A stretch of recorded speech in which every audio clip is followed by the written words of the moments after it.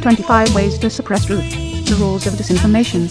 By H. Michael Sweeney, 1997. 15. Fit the facts to alternate conclusions. This requires creative thinking unless the crime was planned with contingency conclusions in place. Example. The best definitive example of avoiding issues by this technique is perhaps Arlen Specter's magic bullet, from the Warren Report.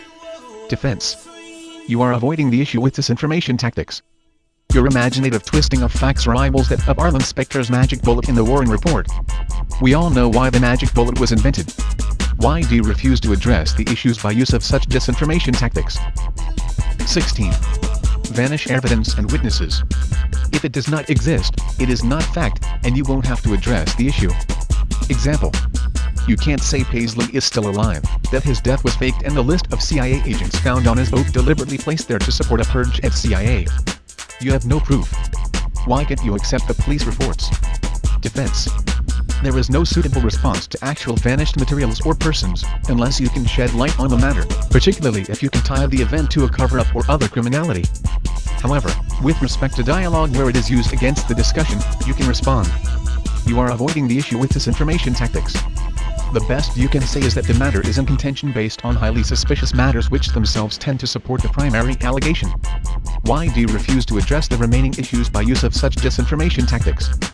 17. Change the subject.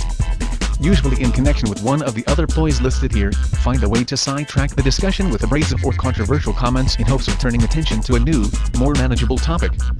This works especially well with companions who can argue with you over the new topic and polarize the discussion arena in order to avoid discussing more key issues.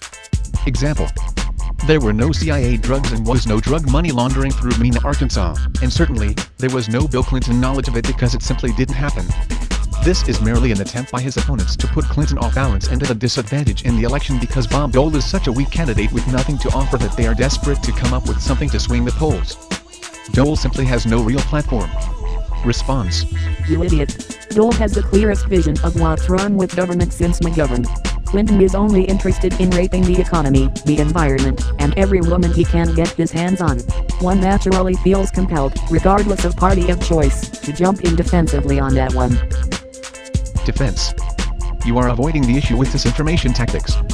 You evade discussion of the issues by attempting to sidetrack us with an emotional response, a trap which we will not fall into willingly. If you truly believe such political rhetoric, please drop out of this discussion, as it is not germane unless you can provide concrete facts to support your contentions of relevance. Why do you refuse to address the issues by use of such disinformation tactics? 18. Emotionalize, antagonize, and goad opponents. If you can't do anything else, chide and taunt your opponents and draw them into emotional responses which will tend to make them look foolish and overly motivated, and generally render their material somewhat less coherent. Not only will you avoid discussing the issues in the first instance, but even if their emotional response addresses the issue, you can further avoid the issues by then focusing on how sensitive they are to criticism. Example. You are such an idiot to think that possible, or are you such a paranoid conspiracy buff that you think the government is cooking your pea-brain skull with microwaves, which is the only justification you might have for dreaming up this drivel. Now, wait for an emotional response, and then reply. Oh. I do seem to have touched the sensitive nerve. Tisk, tisk. What's the matter? The truth too hot for you to handle? Perhaps you should stop relying on the Psychic Friends network and see a psychiatrist for some real professional help. Defense. You are avoiding the issue with disinformation tactics. You attempt to draw me into emotional response without discussion of the issues. If you have something useful to contribute which defeats my argument, let's hear it, preferably without snide and unwarranted personal attacks, if you can manage to avoid sinking so low. Your useless rhetoric serves no purpose here if that is all you can manage. Why do you refuse to address the issues by use of such disinformation tactics? 19. Ignore proof presented, demand impossible proofs. This is perhaps a variant of the play dumb rule. Regardless of what material may be presented by an opponent in public forums, claim the material irrelevant and demand proof that is impossible for the opponent to come by.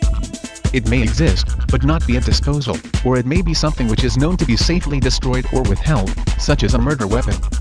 To completely avoid discussing issues, may require you to categorically deny and be critical of media or books as valid sources, deny that witnesses are acceptable, or even deny that statements made by government or other authorities have any meaning or relevance. Example. All he's done is to quote the liberal media and a bunch of witnesses who are qualified. Where's his proof? Show me wreckage from Flight 800 that shows a missile hit it. Defense. You are avoiding the issue with disinformation tactics. You presume for us not to accept Don Phillips, reporter for The Washington Post, Al Baker, Craig Gordon or Liam Cleven, reporters for Newsday, Matthew Purdy or Matthew L. Wall, Don Van Natta Jr., reporters for The New York Times, or Pat Milton, wire reporter for The Associated Press, as being able to tell us anything useful about the facts in this matter. Neither would you allow us to accept Robert E. Francis, Vice Chairman of the NTSB, Joseph Canamessa Jr., Special Agent in charge of the New York office of the FBI, Dr. Charles Whitley, Suffolk County Medical Examiner, the pathologist examining the bodies, nor unnamed Navy divers, crash investigators, or other cited officials, including Boeing aircraft representatives, as a part of the crash investigative team, as a qualified party in this matter, and thus, dismisses this material out of hand. Good logic, about as good as saying 150 eyewitnesses aren't qualified. Only you are qualified to tell us what to believe? Witnesses be damned? Radar tracks be damned? Satellite tracks be damned? Reporters be damned? Photographs be damned? Government statements be damned? Is there a pattern here? The previous video has been an unpaid public service announcement, brought to you by Anonymous. We are Legion. We do not forgive. We do not forget.